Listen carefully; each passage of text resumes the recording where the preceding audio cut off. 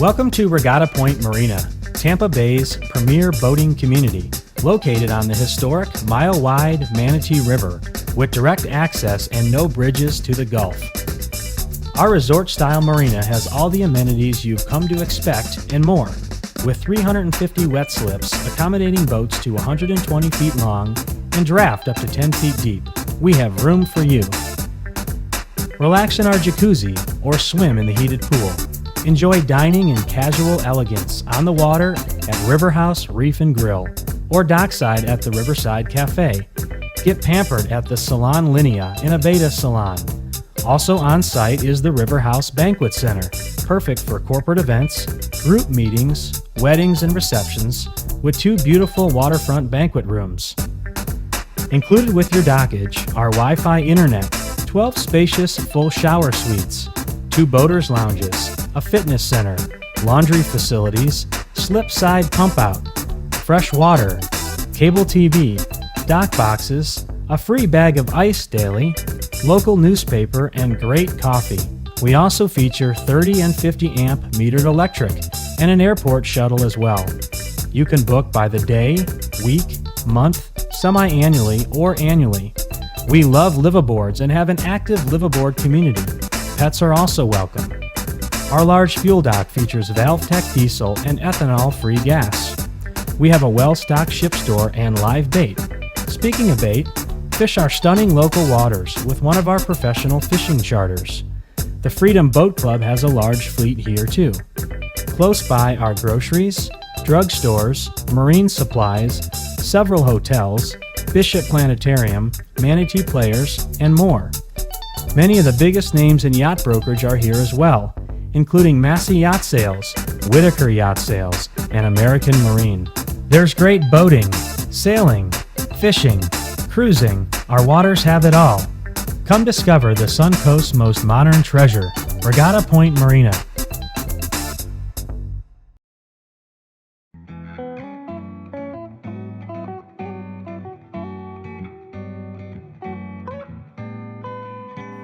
The first marker you should see when approaching Manatee River from Tampa Bay is red number 2.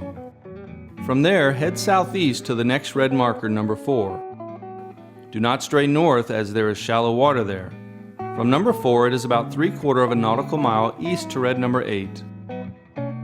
There is shallow water on both sides of this approximately 100-yard wide channel.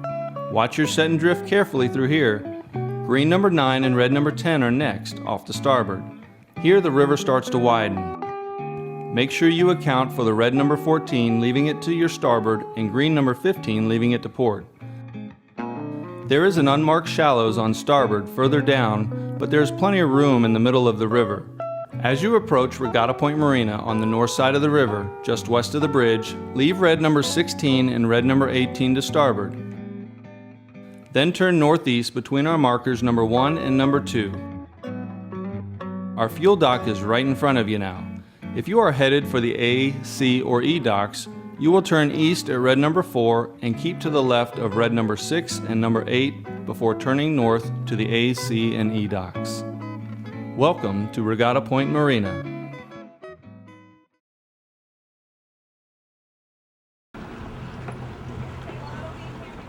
The summer solstice that we're having going on is a race we've been doing now for 4 years here at Regatta Pointe Marina on the Manatee River.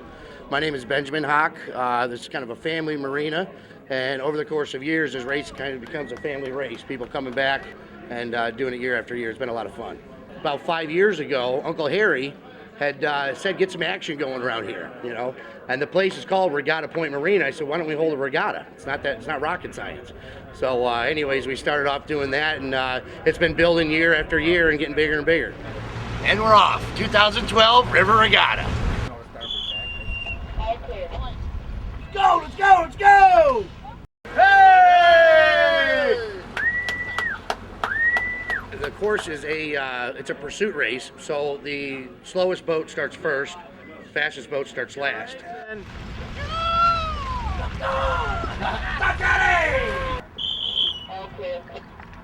Basically, it starts here at the base of the bridge, runs out to the mouth of the Manatee River, We do a triangle out there at the mouth of the river and then reverse course all the way back. And hopefully everybody finishes at the same time for an exciting finish. It's more of a fun race, but what's neat about there, everybody's got their own certain tactic that they use, and it really shows who the better sailor is by who comes in first, second, or third. Basically what you do is you go to our site, regattapointe.com, I believe, and it's going to have a link to all our races. We also have a turkey run regatta that we hold at Thanksgiving, which is a lot of fun. You figure Thursday everybody eats their turkey, Friday everybody takes a nap, Saturday everyone wants to go sailing. So, but we do 2 of them a year, and what we try to do is have people come out and enjoy our facilities here at Regatta Pointe. I like to consider ourselves a 4-star marina. We got a day spa. We got 2 restaurants on site. We got a beautiful pool, beautiful whirlpool, really nice people here, and great food and great family.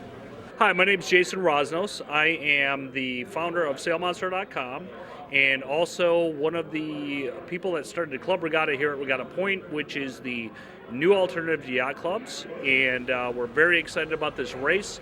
We have quite a few boats lined up. We're going to have a great race. The weather's going to be kind of tough. It's going to be stormy, and there's going to be a lot of rails in the water tomorrow, but I think we're going to have a great race. There's going to be various different sizes of boats. We have a bunch of J boats. We have some one designs and a few cruisers, a few non-spins, so we pretty much covered all bases on boats. And the sizes are ranging from mine, I have a little race boat, a Mirage 5.5, to I believe about a 45-footer. So we're covering all areas on sailing vessels, which will be fun. Regatta Pointe's always been a fantastic place and venue for regattas. They usually blow away most of the yacht clubs by far with world-class service for the sailors, which is nice to see. Very excited to be here. Thank you. Jason Rosnos with Undecided. 5-5. Come on down, bud. Yeah. Yeah.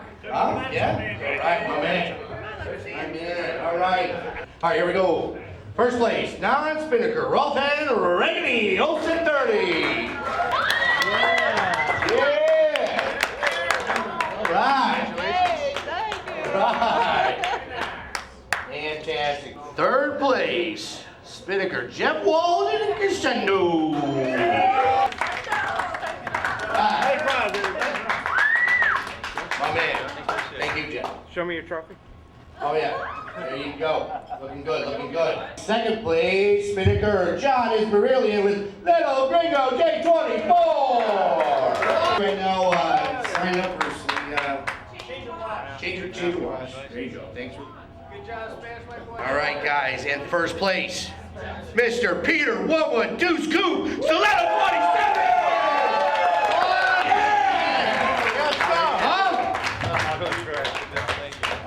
Fantastic, guys, fantastic. Now, farthest to travel, Mr. Walpine, come grab your summer sales jersey.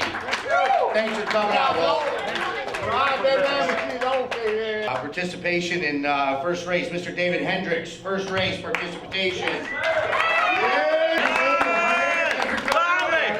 Finally! Yeah! Thank you! Finally!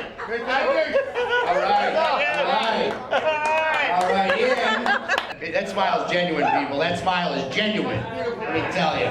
All right, first place overall, Mr. Peter 112 Go! Yep, but that's the start, first to finish, first overall. Like you didn't know. All right. You guys, thank you so much for coming. We appreciate it. Eat, drink, and be merry. And we'll see you guys next time around.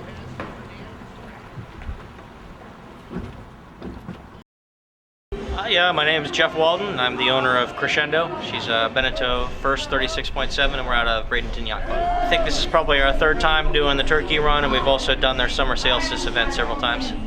What is it about a regatta and the way that these regattas are run that keeps bringing you back? Well, we just really enjoy racing. My wife and I, we actually met racing sailboats, and we bought a racing sailboat together here when we got to Florida. And our friends and us, we just really enjoy getting out and matching ourselves against other vessels. And we're good friends with a lot of the people who are in the fleet around here, and just really enjoy getting out and getting on the water and spending a day trying to go faster than the next guy. We sometimes refer to it as cerebral drag racing. You know, it's just trying to get from point A to point B faster than the next guy. But there's so many things to think about in the process and so many variables to try to work on, and it's one of those sports that's great because you can always get better. So you're always learning, and that's what makes it so much fun. It's just a real mental sport. You know, on a race like this on the Manatee River, you know, you're in a river setting, so there's a couple things that come into that. You got a lot of issues related to tide. You know, it's a tidal river. You got a current coming down river. You got tides coming in and out on the river. You know, there's the cut that you have down by Sneed Island that's part of this course as well. And then also you get a lot of wind shifts that come from the effect of the land. You know, particularly on a day like today, you know, you had breeze with a lot of north in it, so it was coming across the course. But the buildings and the trees and the cuts on shore, you know, major shifts out there, 15, 20 degree shifts. And so you spend a lot of time trying to position yourself based upon the shifts you expect to get, based upon what you think the current's going to do, and to try to get yourself in a position to take an advantage of what you think's going to happen with those. You know, and it's really about, you know, positioning yourself relative to the other guy, so that when that change in the conditions comes through, you can benefit from it and make up a few boat lengths. And that's the thing about these reverse handicap races like this. You know, the slow boats start first, and the fast boats like us, we got to find a way to get past them all. And so you spend a lot of time looking at strategies to get past guys, and it makes it a lot of fun. You spend a lot of time working on boat-to-boat tactics. So the water's a little flatter, it's a little calmer. You know, some of the other regattas you might do, you're out in the Gulf of Mexico. If the breeze comes on, it can get a little rough. You know, the other thing is just, you know, it's a nice venue. It's a pretty spot. They always do a nice job here with the restaurant. Good food, you know, nice price on the drinks. Always have a good time here. Well, hi, I'm Peter Wormwood. I sail a 27-foot catamaran called Deuce Coupe. I just love this river. This river is almost like New England in a way. When you sail up the river with the high land to the south and like that, it's just a beautiful river to sail on. So, you know, to me, this is just a great place to be. You should do it because there's a lot of points of sail that you get to sail on. You can sail with other boats, and you're always passing or being passed by other boats, so it's very I don't know, kind of family that way. You get to pass, you know, you get to say hi as you go by and stuff like that. Plus, racing kind of pushes you to sail your boat better, and so you learn more about your boat. And so it's like it just is a way to kind of, you know, force you to learn to sail your boat better. So that's what aspects do you think it teaches you by Well, I think it teaches you to notice how the sails are trimmed and be comfortable with readjusting them as necessary. It makes you pay attention to navigation, you know, and you know, keeping from hitting the many sandbars that are in the river. So yeah, just kind of it rounds you out. It like even makes you think about, well, do you have enough fuel? Do I have enough safety equipment? So it's just a nice little protected place to learn to sail better. This is Old South friendly, you know, nice place to come. You know, it's like I've lived on this river for 20 years, and I've been coming to this marina all this time because it's just a nice marina.